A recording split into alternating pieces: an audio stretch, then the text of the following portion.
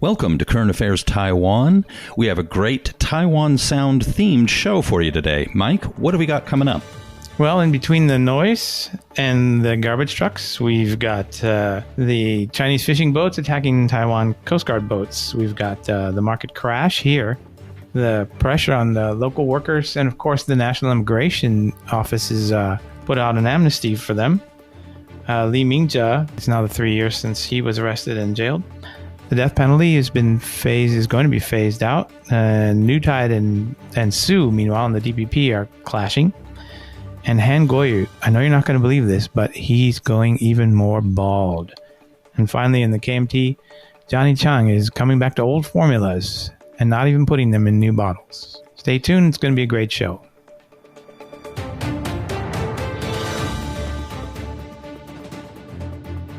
Hello, everyone. Welcome to another edition of Current Affairs Taiwan. I'm Michael Turton, and my partner in commentary is Donovan Smith, and he's here with a sad word from our sponsor. Yes, unfortunately, May Jam has been canceled because, of course, the coronavirus, but it will be back next year. And check out mayjam.com for updates, or check them out on Facebook. So, what have we got in the show, Mike? We got a lot going on in Taiwan, and not all of it, believe it or not all of it has to do with coronavirus. I know. You remember the days before coronavirus? They're fading away like a dream. Yeah. So this week, there was some stuff with the Chinese military. Flight of aircraft flying near Taiwan at night, which apparently they have not done before. And then a clash with the Chinese Coast Guard. What happened with that? Yeah, 10. Let me see if I can find the article here. Basically, this was kind of weird. This is the newest Coast Guard patrol vessels. They have two of them out there, and this was near Chiang County, and they were removing some illegal fishing nets from some Chinese boats, and they were cracking down on that. And then a whole series, or 10 speedboats attacked them, rammed them, threw rocks and empty alcohol bottles at the Taiwanese Coast Guard. It says here, quote, then several Chinese fishing boats concentrated their attack on the CP-1022 cutter and took turns to ram it. It became a dangerous situation, so Coast Guard personnel decided to fire non-lethal ordnance to repel the Chinese boats. So that included 6 stun grenades and 5 beanbag rounds. And this apparently cost $6.6 million to build this thing, but it's going to take $1.2 million to repair it, which is pretty shocking. Which now, of course, a good trade for China, right? Yeah. I mean, cheap boats, and you get rid of, and you cost Taiwan a lot of money. Yeah.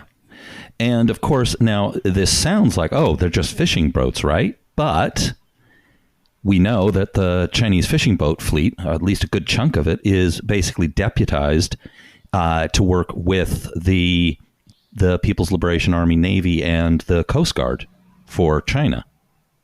They have special equipment on a lot of the boats, and some of them have armored hulls. Yeah, if I recall. If you look up Lyle Goldstein's piece on it, where he calls it China's seaborne militia. Yeah, the Chinese Coast Guard is huge, and then the fishing fleet is just a set of auxiliaries for it. So it's a real threat, not only for us, but also for Vietnam and Indonesia, where there's a massive fishing base. I read this week that the Chinese have a massive fishing base, but I can't remember where. But it poaches in Indonesian waters. So I think it's their biggest fishing base outside China.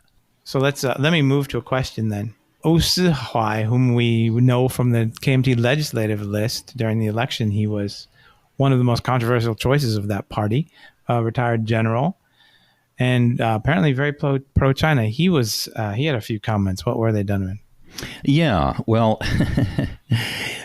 Wu Zi-huai, of course, is the KMT lawmaker who is famous for going to China and attending a speech given by Xi Jinping and standing for the national anthem of the People's Republic of China, and giving information out on, I think it was Hong Kong TV, suggestions to the People's Liberation Army on how to defeat the United States militarily.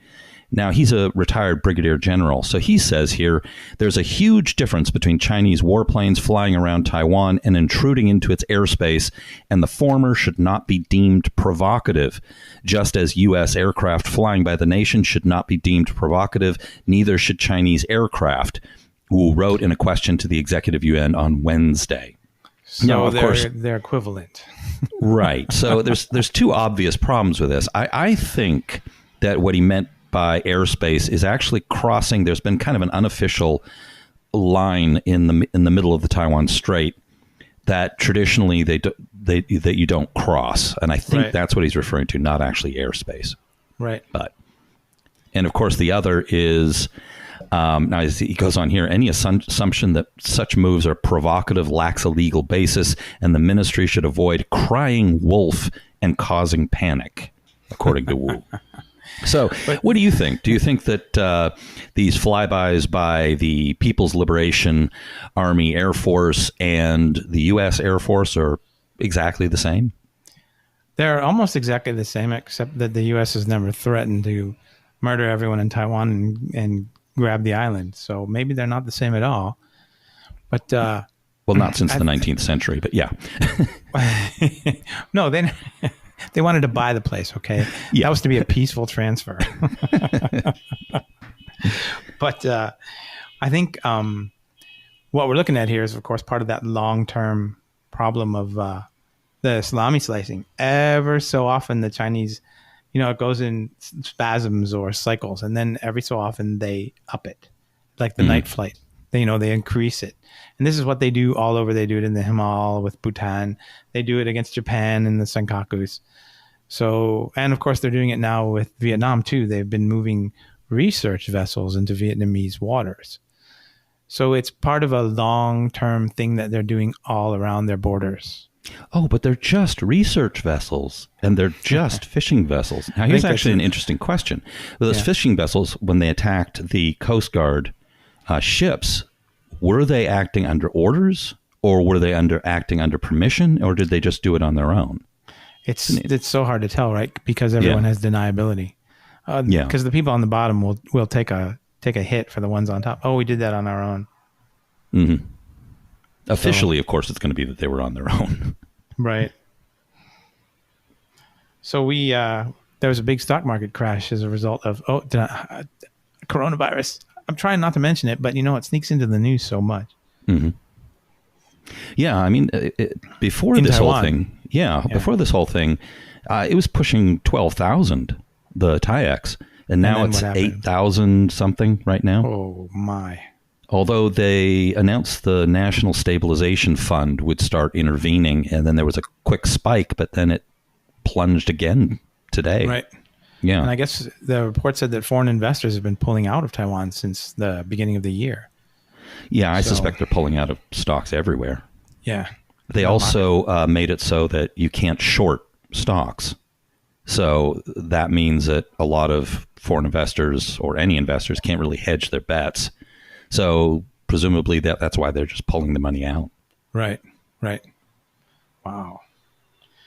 So and the National Immigration people came out with a new policy this week, right? Mm-hmm. On foreign workers, on illegal runaways, right?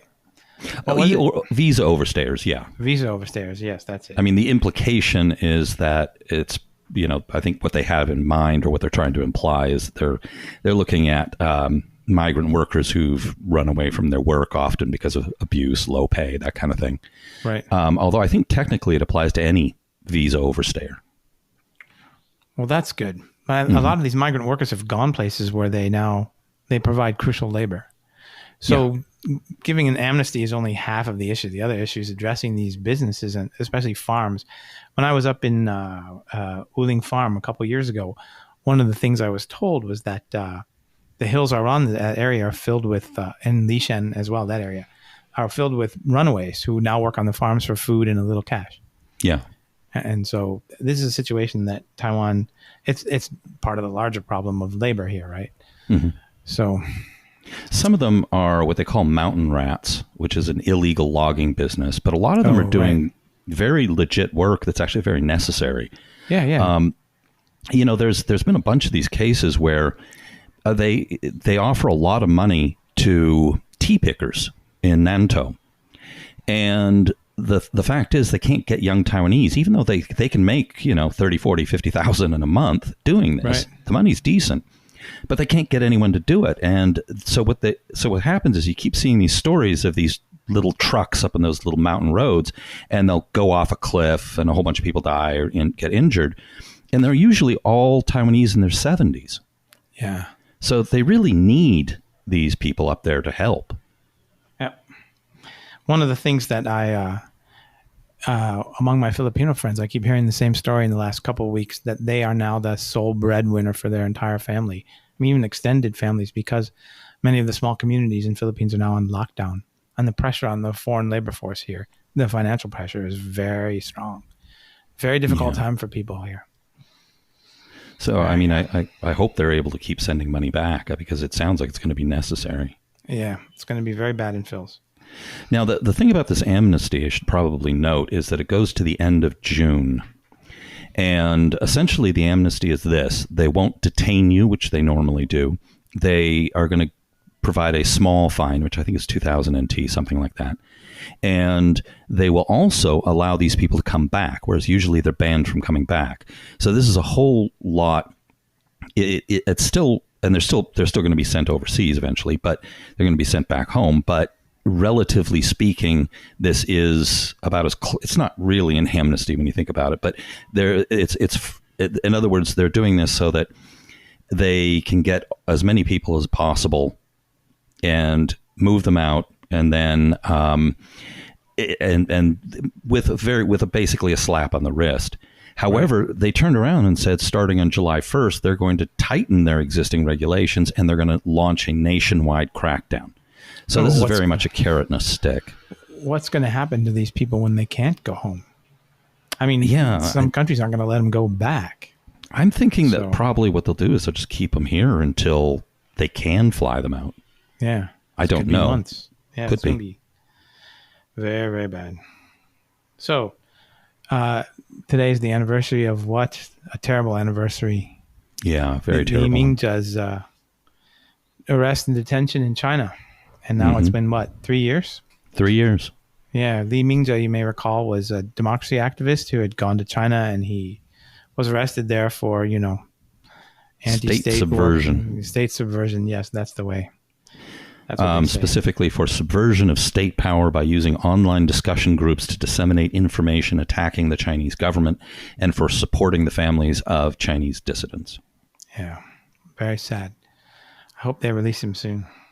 Yeah, and his wife has been quite a hero, and she's been working so hard to try and get him out, keeping attention on the issue. And she's talked to, I think, the UN and a lot of international groups trying to secure his release. And now they're not even letting her visit because of the coronavirus. So, right. Yeah, it's very, very sad. All right. So we've got some local political things going on. The DPP said they're going to gradually phase out the death penalty. Mm-hmm. They were talking about that, even though I think everyone knows the death penalty is widely supported in Taiwan, 80% support at least in most polls. So I think they're very quiet. They want to do this because they don't want to create another election issue that the KMT can exploit in the next round of elections. But they've been winding down the amount of executions. So now, what's interesting though is that also under the Ma administration, they did the same thing. Yeah, elites are way ahead of the curve here, but the public strongly supports the death penalty. There's very much an eye for eye, tooth for a tooth thing going on here. Mm-hmm. So, and what's going on in the DPP with the new tide and Su Zhensang? All right, so former Jianghua County Commissioner Wei Minggu, he lost to Wang Huimei in 2018 of the KMT. So they appointed him the head of the Taiwan Water Corporation. Now, he just resigned rather abruptly, kind of out of the blue. And so initially, the first articles, and there's a fair amount of coverage on this, the first article said that he's probably preparing to run for county commissioner again in 2022. Now, that would be significant because there's also talk of Lin Jialong possibly being the candidate for Taichung mayor. No, please. No, just no. Well, there's another possibility as well. But basically what's interesting about this is that both Lu Xiuyan and Wang Huimei have been regularly in those Commonwealth polls of both the administration and them personally have been in the bottom 4 in the nation. Yes. So if the DPP were to send these same candidates back and defeat the KMT, that would be very embarrassing for the KMT. And then, of course, we've got the Han Kuo Yu recall going on here, in which I would be very curious to see if the DPP runs Chen Qimai as their candidate if the recall vote passes. But then a second series of articles here came out where they were basically saying that the new Tide faction in the DPP is very upset with both the stepping down of Wei Minggu and some other personnel choices by Su Zhenchang, the premier. And so they're upset with him. And one guy went out so far to say it was a new Soviet Union, which is a play actually on Su Zhenchang's surname. Oh, come on. So there seems to be a lot of heat around this issue, and I don't really know where it's going to go. This kind of stuff is so it's so destructive. And every election cycle, there's someone like Yang Chou-xing, right, who left in a huff and then went to work for the KMT. Yang Chou-xing was he wanted the mayorship of Kaohsiung, but instead went to Chengji. So he left in a huff and went over to the KMT. There's the TPOF head. What's his name? The guy who runs the Taiwan Public Opinion Foundation. He had a falling out with the DPP as well. Oh, is that Michael Tsai, I think? No. That's I'm mixing him up with someone else. All right, yeah. And he supported. Oh, look, they're playing our song. Shouldn't we sing along? And he supported Lai in the primary before grudgingly supporting Tai in the election. Right. Yeah. Our sound engineer is sending out messages of doom on our chat box here. Well, I think it's. I think that it's nice that we're being honored. They're playing our song. I think they're serenading us below the window. They're serenading us. Yes, I think this should definitely stay part of the show. All right. So what's up next?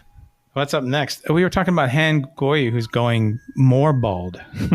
Yeah, this was kind of funny. He's complaining now. He said in this last year, first there was dengue fever, and now there's the novel coronavirus is the term he used.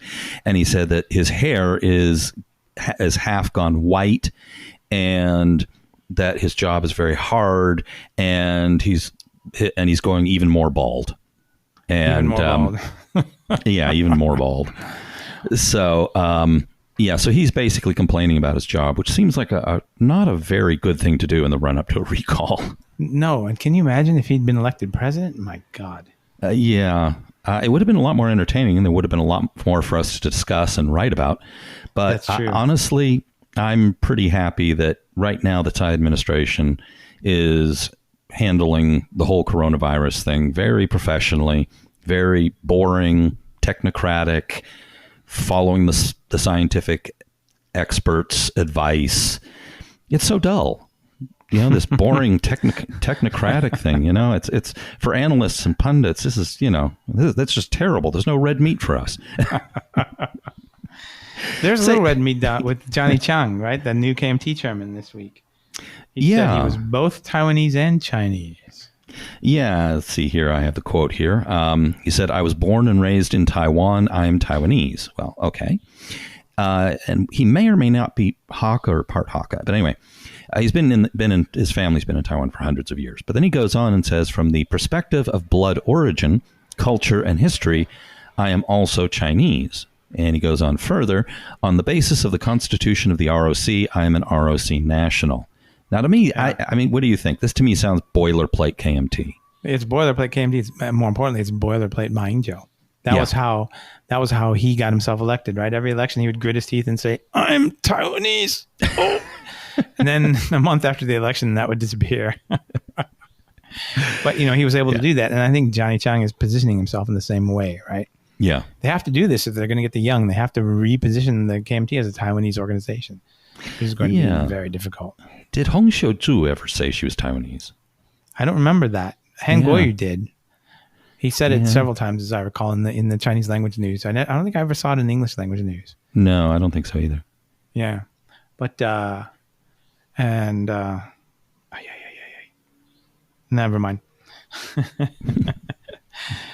So this is something they're going to have to do, and can't see how it can be carried off. I mean, they're going to get young people into the party. How? Do they have any fresh new ideas? No. Well, they've jumped on board with dropping the voting age to 18, which all the parties are supporting right now. Oh, good. Then maybe it'll actually get done. Mm-hmm. But then, are those 18-year-olds going to switch to the KMT? No, all of them, I'm sure. Yeah.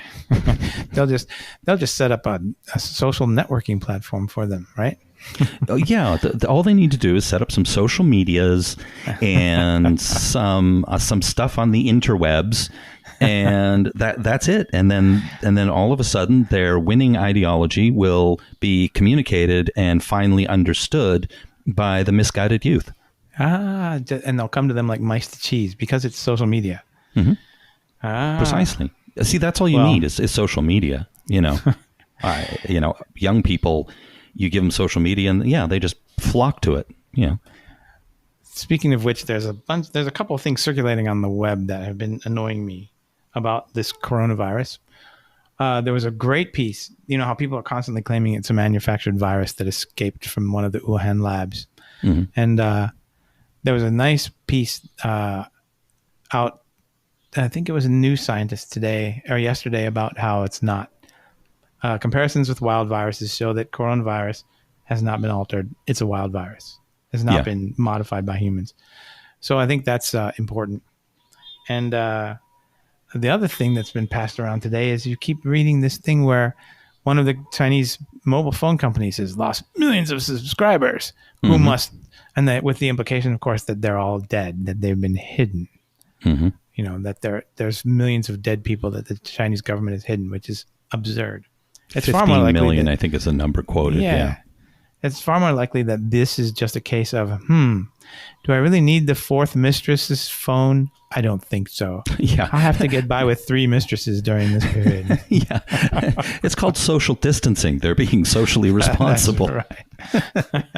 I mean, I think it's worth pointing out when you hear a number like 15 million, cell phone accounts being canceled, that sounds really dramatic until you remember that there's 1.5 billion people in China. Or is it 1.6 now? It's I don't know what a staggering number of people. Yeah. So 15 million is like a rounding error. Yeah, and you consider all the people who've lost their jobs and are in financial trouble because of the coronavirus.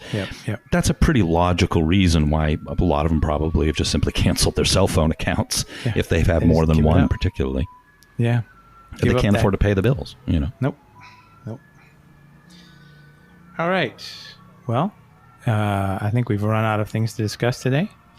Yeah, I think that pretty much covers everything. Yeah. Well, thanks for stopping by, folks, and listening in, and we'll see you again next week. This has been brought to you by the Taiwan Report. For more content like this, become our patron at report.tw. 哎呦，就是那个台湾狗啦，最喜欢我的台湾狗了。 Birds. It can't. I hear the birds, but I don't think it's me. I don't hear. There's no birds here. Hang on a second. It's me. It's birds around me, and there's nothing I can do about it. No, the window's already closed because the birds nest underneath the air conditioner.